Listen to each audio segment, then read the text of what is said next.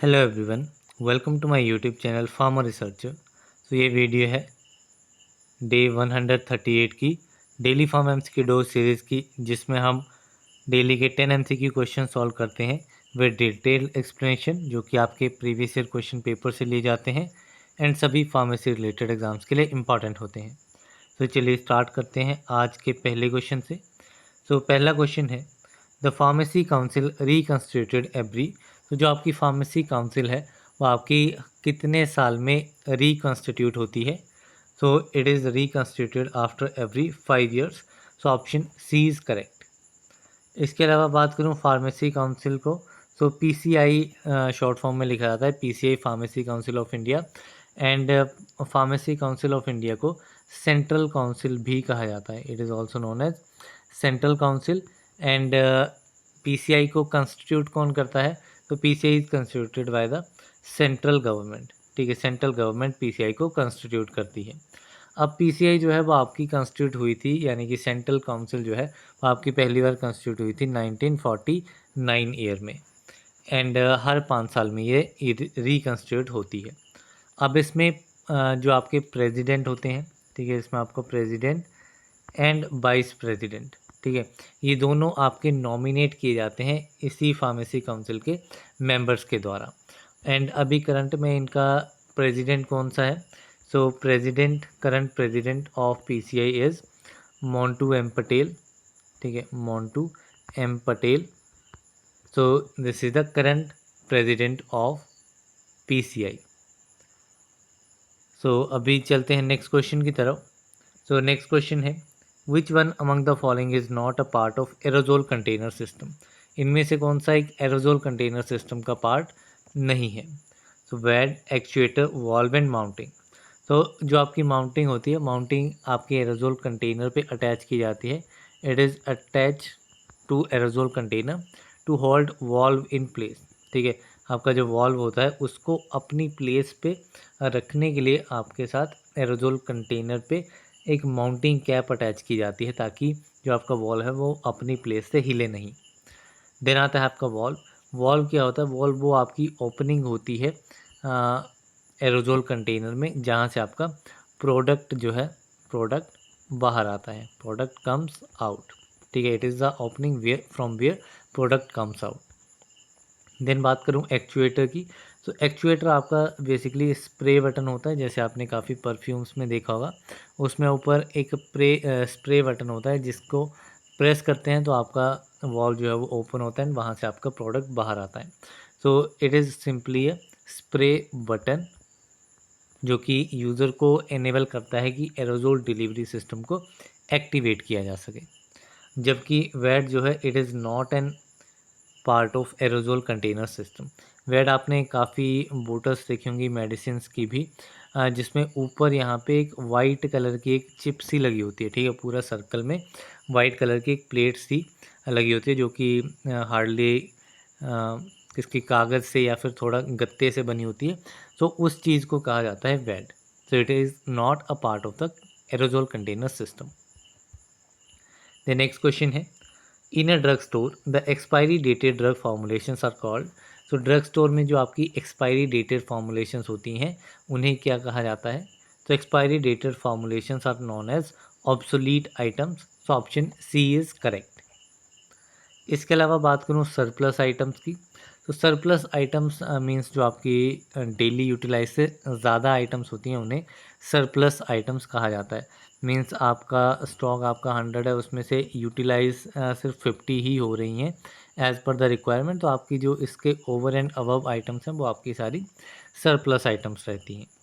Then बात करूँ scrap items की, तो स्क्रैप आइटम्स वो आइटम्स होती हैं जो कि अभी नॉन यूजेबल रहेंगी। ठीक है, स्क्रैप आइटम्स जो कि प्रेजेंट कंडीशन में लाइफ में आपने यूज़ नहीं होने वाली हैं, एंड उनके बदले में हम कुछ अमाउंट जो है वो परचेज़ कर सकते हैं, वो आपकी स्क्रैप आइटम्स होती हैं। ठीक है, बेसिकली आप बोल सकते हैं जैसे हमारी रद्दी होती है, तो उसको हम उस करंट कंडीशन में यूटिलाइज़ नहीं करते हैं, तो उसको बेच करके हम कुछ अमाउंट जो है वो परचेज़ कर सकते हैं।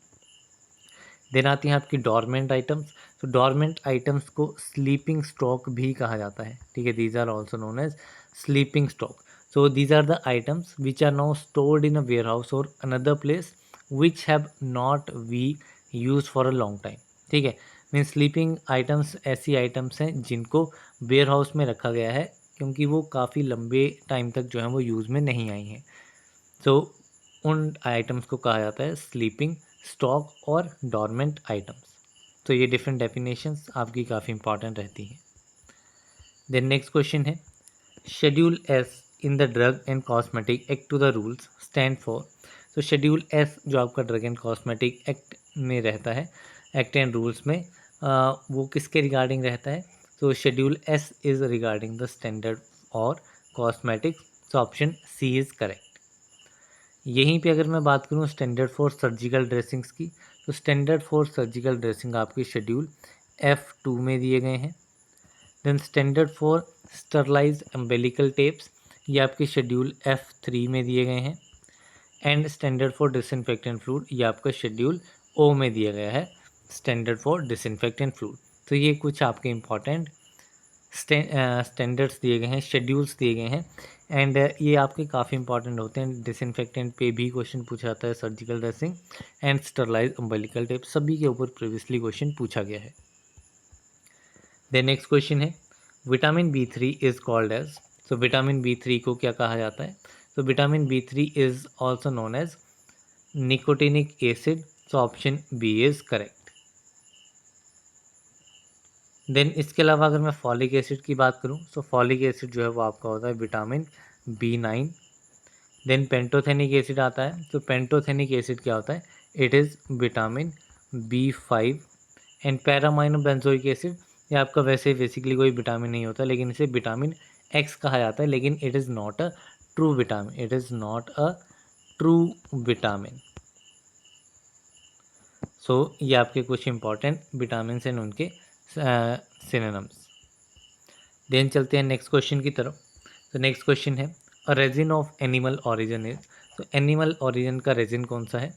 सो it is shellac. So option B is correct. यहीं पे शेलेक की बात करूं तो शेलेक को लैक या फिर सीलिंग बैग्स भी कहा जाता है, ठीक है, लैक और sealing bags, it is also known as lac और सीलिंग बैग्स।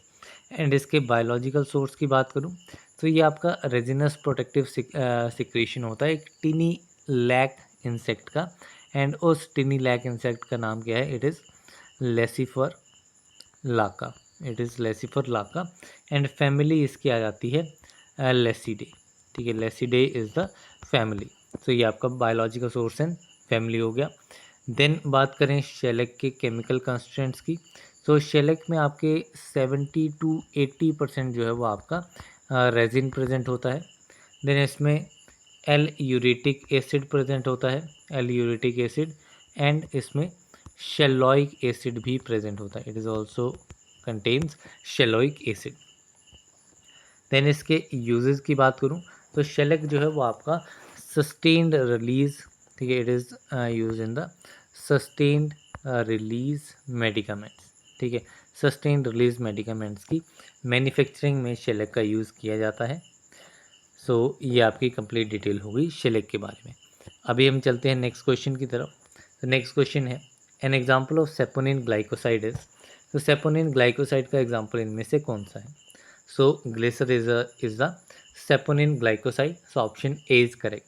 तो ग्लिसरीजा को लिकोराइस या फिर मुलेठी भी कहा जाता है, it is also known as liquorice और मुलेठी या फिर आईएसटी, ये इसके डिफरेंट नाम्स हैं।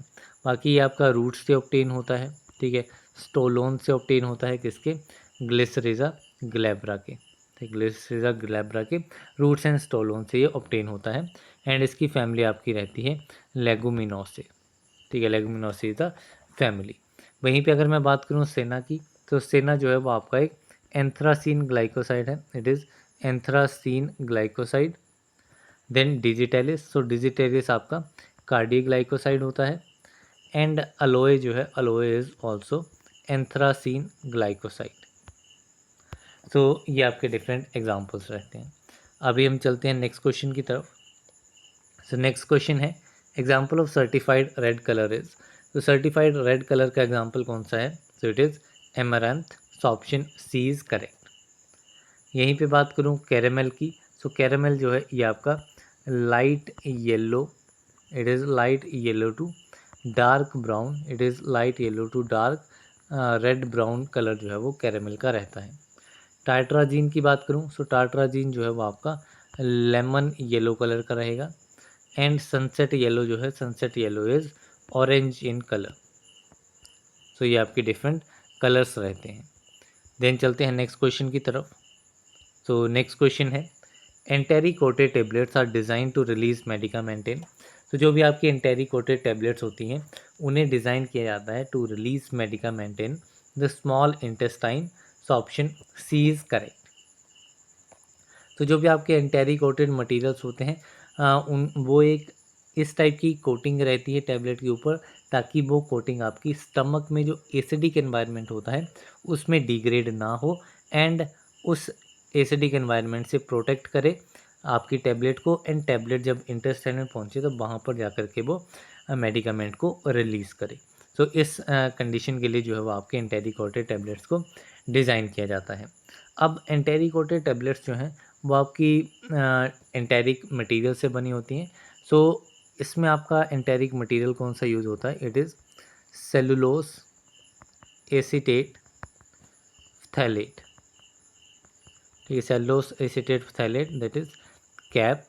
सो कैप इसको एब्रीवेशन फॉर्म में लिखा जाता है। एंड इसमें मोस्टली जो है वो आपका इस नाम के ऊपर काफ़ी बार प्रीवियसली क्वेश्चन पूछा गया है। इसके अलावा कुछ अदर एंटेरिक मटेरियल्स भी हैं जैसे कि आपका एक्राइलेट पॉलीमर्स रहते हैं। ठीक है, एक्राइलेट पॉलीमर्स होते हैं जो कि आपका यूड्रागेट टाइप में आ जाते हैं। यूड्रागेट टाइप्स में यूड्रागेट एल और एस। इसके अलावा आपका पॉलीविनाइल एसीटेट थैलेट भी आपका एग्जांपल रहता है। पॉलीविनाइल एसीटेट थैलेट ये भी आपका एंटेरिक मटेरियल रहता है। Then hydroxy propyl methyl cellulose phthalate. So ये भी आपका एग्जाम्पल रहता है एंटेरिक मटेरियल का। अब यहीं पे जो आपके एंटेरिक कोटेड टैबलेट्स होती हैं उनका डिसइंटीग्रेशन टाइम जो है वो कितना रहता है? तो इनका डिसइंटीग्रेशन टाइम अराउंड 3 आवर्स के करीब करीब रहता है। हो सकता है डिफरेंट टैबलेट्स के लिए डिफरेंट आपका टाइम रहे। सो मोस्ट कॉमनली आपका 3 आवर्स रहता है, कहीं कहीं पे आपको 2 to 3 आवर्स भी देखने को मिलेगा। So it depends upon the type of medicament use. Then चलते हैं नेक्स्ट क्वेश्चन की तरफ। तो नेक्स्ट क्वेश्चन है who was the chairman of first drug inquiry committee. तो ड्रग इंक्वायरी कमेटी काफ़ी बार शॉर्ट फॉर्म में पूछ लिया जाता है DEC से। तो DEC is drug inquiry committee. And DEC committee को जो है वो आप चोपड़ा कमेटी भी कहा जाता है। It is also known as Chopra committee. And इसी वजह से जो चेयरमैन आपके ड्रग इंक्वायरी कमेटी के हैं वो आपके प्रोफेसर कर्नल रामनाथ चोपड़ा जो हैं वो इनके चेयरमैन हैं, पहले chairman. So option A is correct. इसके अलावा अगर मैं फ़र्स्ट की बात करूं तो फर्स्ट आपकी गवर्नमेंट ऑफ इंडिया ने 11 अगस्त को, ठीक है, 11 अगस्त 1930 को अपॉइंट की गई थी एक कमेटी जो कि under the chairmanship of colonel RN Chopra जो है वो ये कमेटी बनाई गई थी, ताकि जो भी प्रॉब्लम्स आपकी फार्मेसी के रिलेटेड हैं इंडिया में जो भी प्रॉब्लम्स हैं फार्मेसी के रिलेटेड उनको रिकमेंड किया जाए एंड उनके रिगार्डिंग जो भी मेज़र्स हमें लेने हैं उन सभी मेज़र्स को देखा जाए। तो ये आपकी इस कमेटी का मेन रोल था। एंड इसी के जो चेयरमैन थे that are professor colonel RN Chopra. तो यहाँ पे आज के हमारे 10 क्वेश्चंस कंप्लीट होते हैं। So that's all for this video. मिलते हैं अगले वीडियो में, तब तक के लिए थैंक यू वेरी मच।